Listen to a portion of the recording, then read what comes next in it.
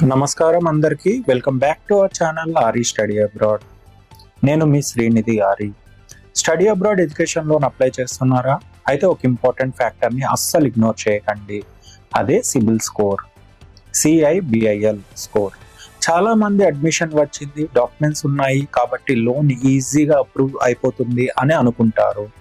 But education loan అసెస్మెంట్లో స్టూడెంట్తో పాటు కో applicant financial profile కూడా ఇంపార్టెంట్గా అడుగుతారు అండ్ ఉండవచ్చు.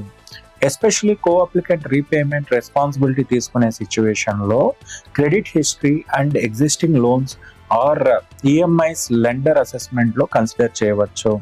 సో మనకు బాగుండాలి, పేరెంట్స్కి సిబిల్ బాగుండాలి, కో అప్లికెంట్ ఎవరైతే ఉంటే పేరెంట్స్ కాకుండా ఇంకొకరు వాళ్ళకు కూడా సిబిల్ ఉండాలి మంచిగా. సిబిల్ స్కోర్ తక్కువగా ఉండడం, existing overdue payments, too many active loans or repayment issues ఉంటే లోన్ ఎలిజిబిలిటీ ఆ టర్మ్స్ మీద ఇంపాక్ట్ పడే ఛాన్స్ ఉంది. అందుకే లోన్ అప్లై చేయడానికి ముందు మీ సిబిల్ రిపోర్ట్ చెక్ చేయండి. ఎగ్జిస్టింగ్ డ్యూస్ క్లియర్గా మెయింటైన్ చేయండి. ఈఎంఐ పేమెంట్స్ టైంకి చేయండి. అంటే ప్రతిదీ కూడా మనం పర్ఫెక్ట్గా ఉండాలి. అన్నెసరీ లోన్ అప్లికేషన్స్ అవాయిడ్ చేయండి.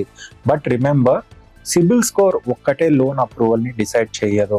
Student profile, university, course loan అంటే course loan amount, co applicant income, repayment capacity, collateral and lender policy కూడా ఇంపార్టెంట్ ఫ్యాక్టర్స్ అండి.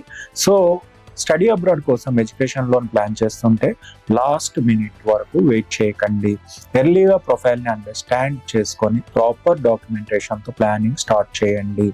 ఆరి స్టడీ అబ్రాడ్ మీ ఇంటర్నేషనల్ ఎడ్యుకేషన్ జర్నీలో రైట్ ఇన్ఫర్మేషన్తో బెటర్ డెసిషన్స్ తీసుకోవడానికి గైడ్ చేస్తాము. అలాగే education loans process చేస్తాము అప్లికేషన్స్ని.